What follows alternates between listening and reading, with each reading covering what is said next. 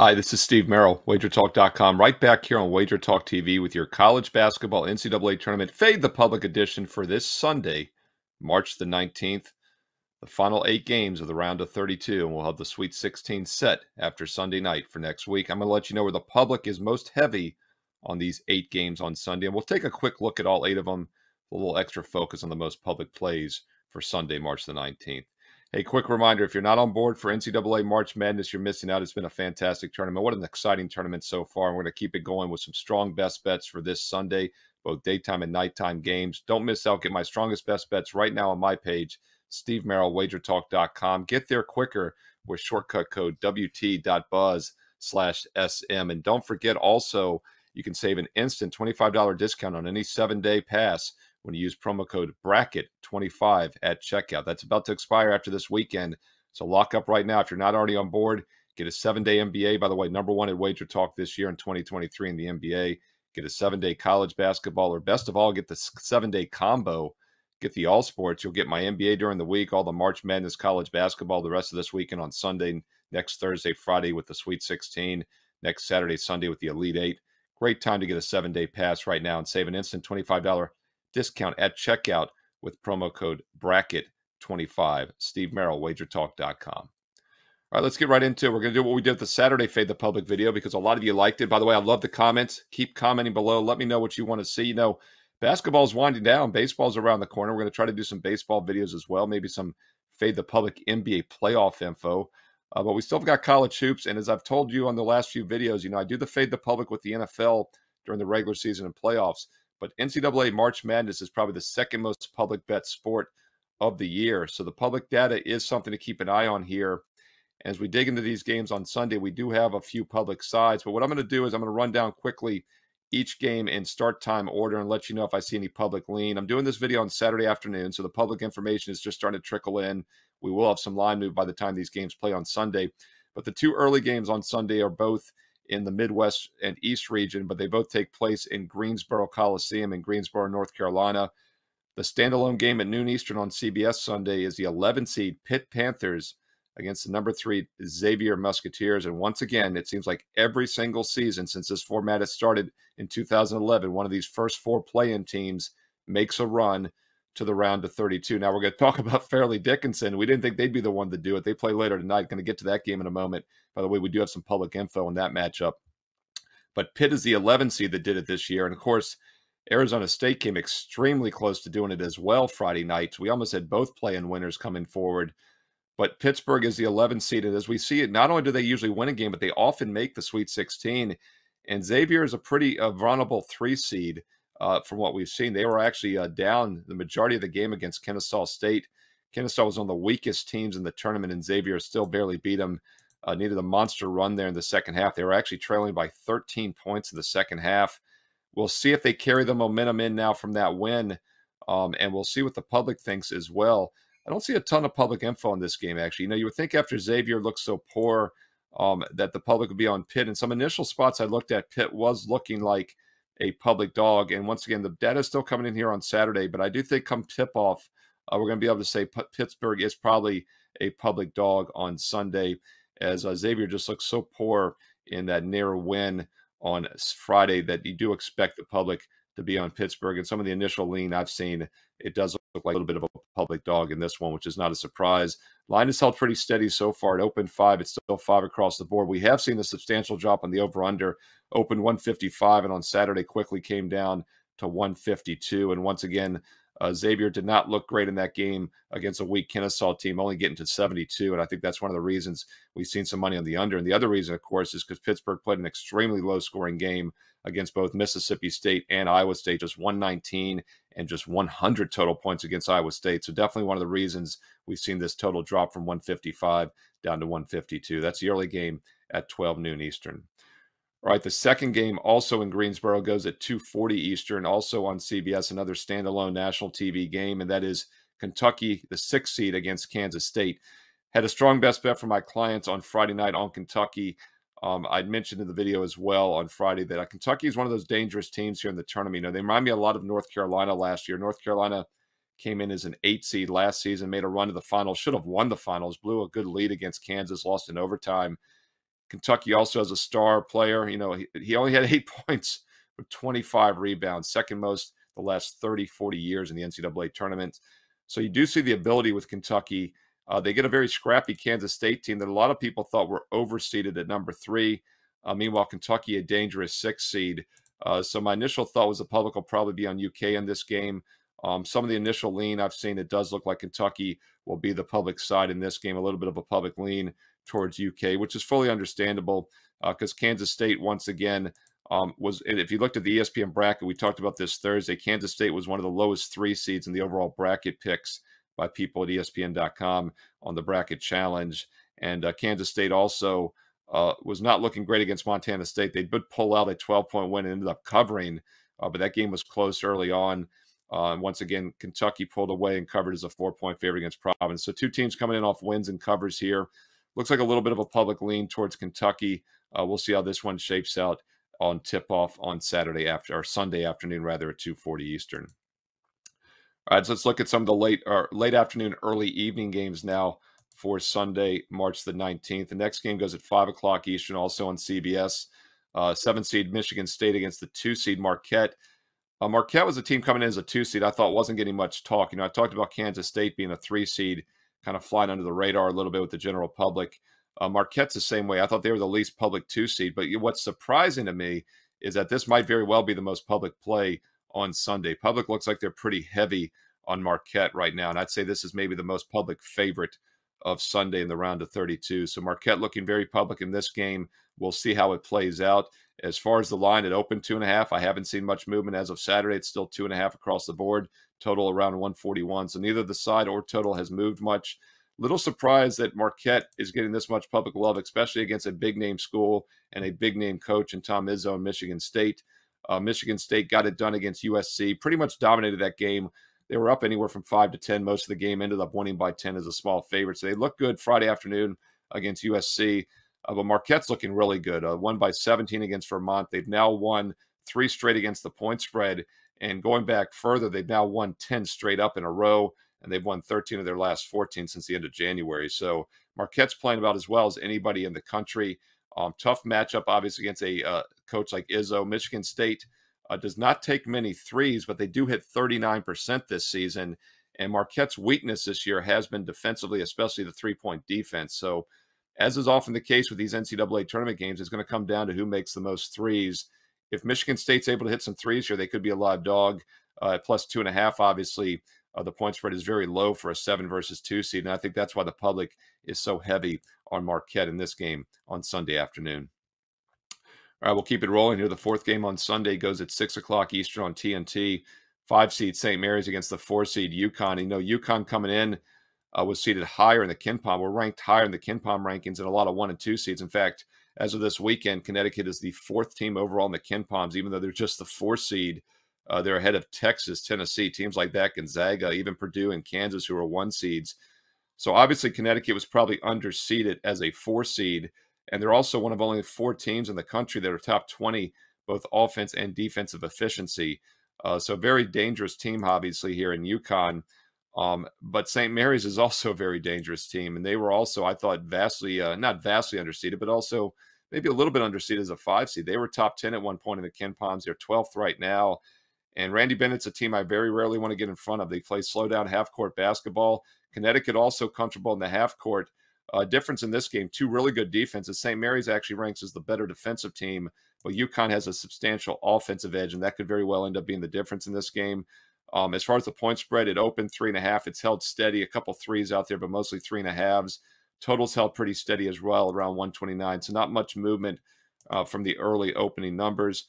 As far as where the public is in this game, I've seen mixed results. I think they are leaning towards Connecticut in some spots. Other spots, they're very heavy in Connecticut. So along with Marquette, I'd say UConn is probably the most public favorite of these 8 games on Sunday. Once again, we just talked about Marquette. Connecticut also looking like a pretty public favorite overall. We'll see how this shapes out when this game tips off on Sunday evening. But once again, Marquette and Connecticut looking pretty public so far on Sunday's card. All right, got a few more games to go here. And the next one goes at 7 Eastern on TBS Sunday night. We're going to talk about Creighton and Baylor. Creighton, the 6 seed, Baylor, the 3 seed. And Baylor once again escaped on Friday. They did not look good early on in their game. They did pull out the win against Cal Santa Barbara by 18, but Cal Santa Barbara was actually winning that game early in the first half. Baylor definitely started a little sluggish, but this region is setting up pretty well, and I'm going to pull out my trusty bracket now for Baylor. And the reason I say that, of course, is because Baylor right now is going to get the winner of the Creighton-NC State game. They get the winner of that, of course, which is Creighton, because Creighton won that game. And they look at the other half of the bracket. They've got Princeton and Missouri, two teams that are very mediocre. So if Baylor can get by Creighton, if they win this game, they're going to have a pretty nice road all the way there to the Elite Eight, where they'll most likely take on Alabama if Alabama continues to go through.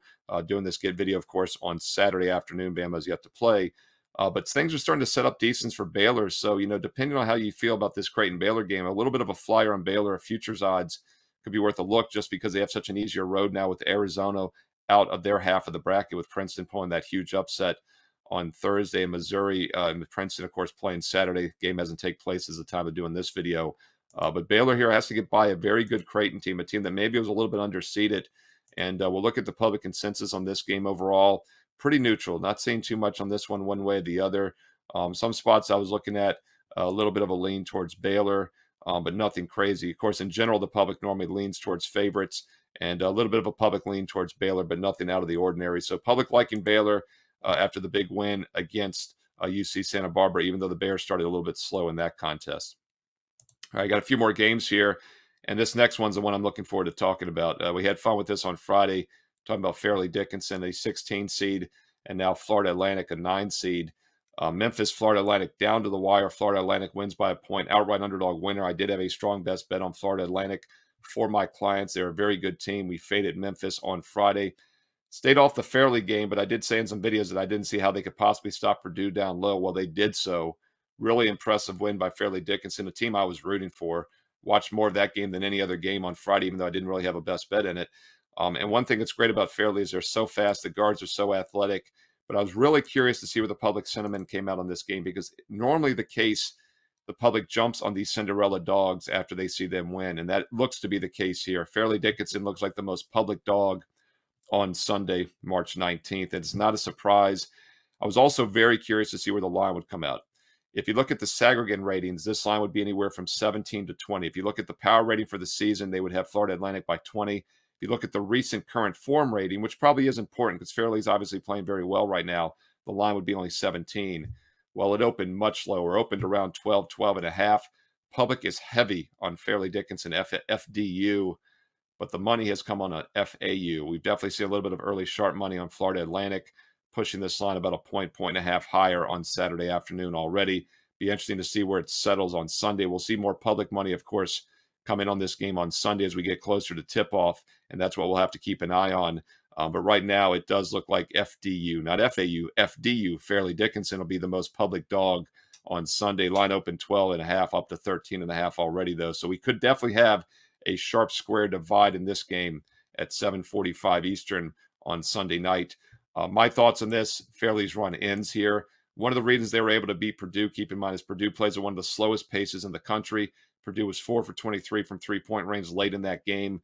They played extremely poorly. I thought Painter has now lost to a double-digit seed 3 straight seasons in the tournament. He got bumped up by 15 seed St. Peter's last year. North Texas, a 13 seed, knocked him out in the first round a couple years ago.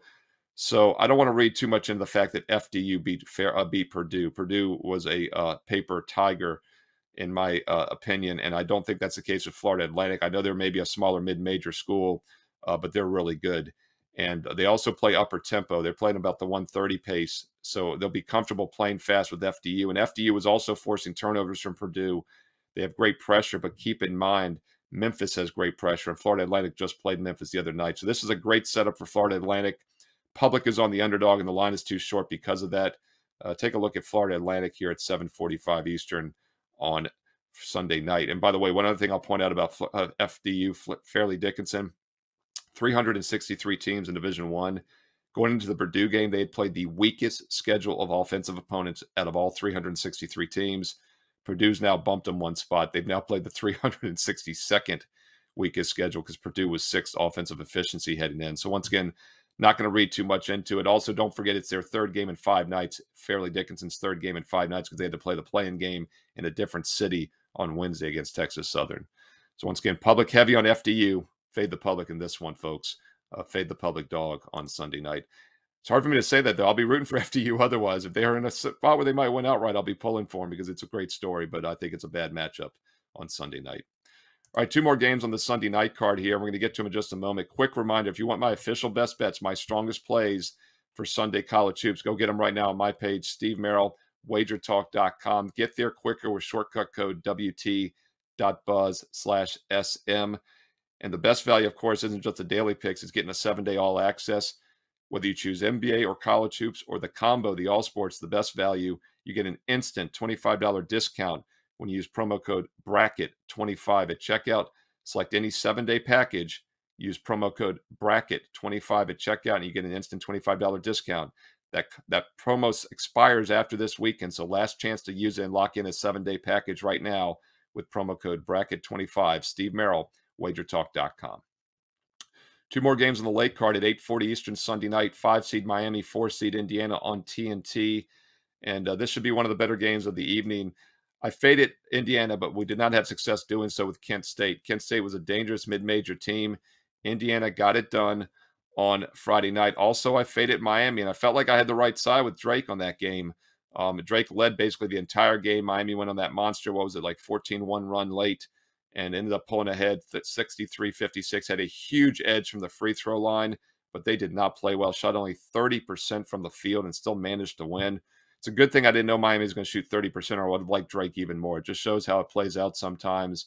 Meanwhile, Indiana played excellent defense in that win over Kent State. That was the difference, holding Kent State to less than 32% shooting from the field. So we'll see if the Hoosiers can keep it going in this round of 32 game. As far as the public sentiment in this game, not too much has jumped out. I saw pretty split numbers on this one on Saturday when I started digging into it. Some spots were leaning a little bit Indiana. Other spots are pretty neutral. So for the most part, I'd say not much public sentiment. I even saw some public lean on Miami in some spots. So once again, a little too early to call any public side in this one. As far as the line movement in this one, we'll see where this one opened here on Friday night. Right after the game's played, of course, these lines opened about 1.5. As a Saturday afternoon, still hitting about 1.5. I have seen a few ones out there. Totals dropped a little bit from 147 down to 146. And once again, that makes sense because Miami was terrible offensively. Indiana was great defensively. We'll see how it plays out on Sunday night. All right, in the final game, the late night game, 6-seed TCU against 3-seed Gonzaga on Sunday night at 9:40 Eastern on TBS. This game taking place in the altitude of Denver, Colorado. TCU was in a nail-biter, as I mentioned earlier. Arizona State, almost just like Pittsburgh, became another play-in 11 seed to advance, but Arizona State could not get it done, coming up a couple points short as TCU wins that one late, 72-70, but fails to cover as a 5-point favorite. By the way, landed right on the total. Total closed 142 in many spots, and it landed exactly 142. And speaking of right near the total, Gonzaga 82-70. That total's closed 153 in some spots, and they went under by a single point. Gonzaga failed to cover as a 15-point favorite, winning by 12 against Grand Canyon. Game was tight for a while there, and then Gonzaga pulled ahead, but never was really in a range to cover. Felt like they were kind of going through the motions. You know, Gonzaga still now is up to 7 in the KenPom ranking, so they're a very dangerous team. The most efficient offensive team in the country, number 1 efficiency. The problem for Gonzaga this year has been defense at times, as they're only 75th in defensive efficiency. And almost every team but one in recent years that has won the national championship has been top 25 offense. Obviously, Gonzaga is number 1, but they've also been top 50 defense. So that's a pretty big range, top 50 defense, which tells you once again, you always hear defense wins championships. Higher offensive ranked teams usually win championships, but Gonzaga is 75th in defensive efficiency. So that's going to be a bit of a problem for them going forward. TCU 23rd on defense, 50th in offense. So here's a case where you get the better defensive team as a dog. TCU not as good offensively, though. Both teams like to play fast. So this should be a fast tempo game. And this total opened 157.5 down to 156.5. And don't forget, a lot of games Friday went under.